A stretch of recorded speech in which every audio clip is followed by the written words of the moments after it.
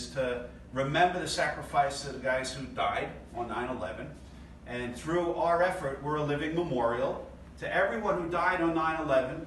And the effort is to unite the world in response to tragedy instead of letting the world get ripped apart.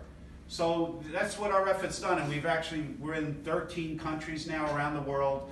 I hope that we're doing our part to show people, who we are as Americans. I mean, we're the most generous country on the face of the earth. I think God has blessed this nation beyond anything in the world. And I'll just, do a short religious plug, and I'm not a religious guy. I was a mutt at Ground Zero, believe me, I had no clue. But I was buried for nearly 2 hours underneath the secondary collapse down there. And when you're in the pitch black, trapped, and you have nowhere else to turn to, like, God is a great choice, let me tell you. Because I'm just still trying to get to purgatory if I do enough stuff that's good.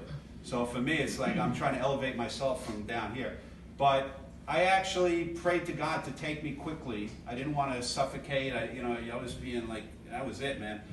And as I prayed to him, he gave me the vision of my 3 infant babies in my arms. And I was holding my 3 infant kids, and I could smell the baby smell beneath Ground Zero. Now, Ground Zero, like I said, is the worst smell in the world. You can ever imagine times 1,000. So I had this actual revelation that this was real, and all the fear left me. So, I realized that God doesn't come from far away. He's right within us all the time. All you got to do is turn to him.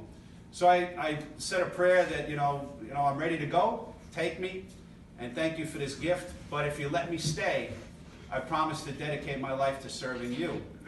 So as I said that prayer and the kids disappeared and vanished, I saw a little sparkle of light that showed me my way out, which I somehow had in my mind, and I crawled out. Within 2 hours, I freed myself. I ended up in a building across the street in a sub-basement.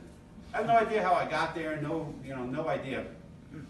But I just wanted, ask you guys, like, how many times have you heard stories where people are like challenged for terrible things, make a promise to God, and then when things get really good, it's like you conveniently forget about it.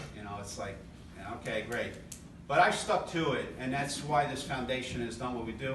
We meet people like Bill and others who have the same vision to do good things for people and try their best to improve this world. And one of the big standouts for me is, like I mentioned, there are more people that have died after 9/11 from the diseases and the things we've been exposed to that actually died on the actual event. And this is something, when you guys sit and talk about safety and things like this is the real deal, guys, because had they had a procedure in place, and you can second guess, Monday morning quarterback, all kinds of stuff, like no one could prepare for a 9/11, but we better be prepared now because this is going to happen again. So are we going to send our resources in just because that's what we're trained to do without the proper safety, things? Because right now we're losing 3 first responders a week. We're 17 years from 9/11. It's still killing. These guys who did the right thing, and then add to that the guys who went in to clean, and to the construction workers and all of this, there's going to be ridiculous amounts of people still affected.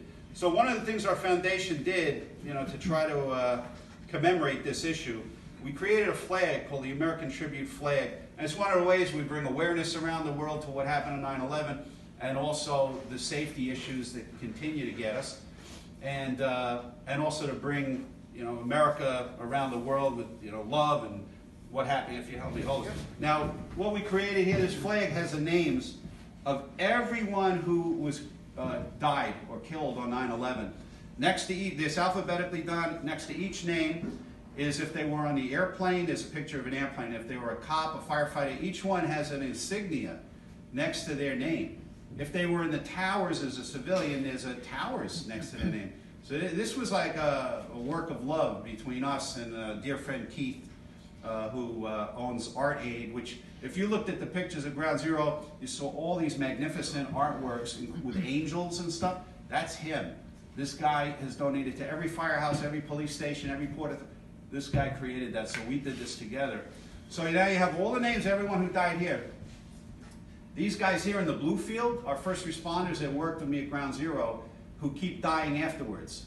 Now, if we were to redo this flag, because we try to keep up and change these names because there's so many of them, this blue field would reverse. This, how many people have already died here after 9/11 to here. And we want people to understand, all right, these are heroes, these are people who are victims, but so are these. And we want the world to remember everyone who was there. And even if they die 15, 20 years later, that the cost of freedom, the cost of doing what we all do, and you guys could easily be exposed to things if you don't watch your ass, basically, because there's stuff that's going to get you later on that you have to plan for it. You have to be aware of it to the best of your ability. So we're going to present this one for you guys here as a token of our love and appreciation for what you guys all do. And you know, my relationship with Billy just started, and you know, we're gonna do some great stuff together.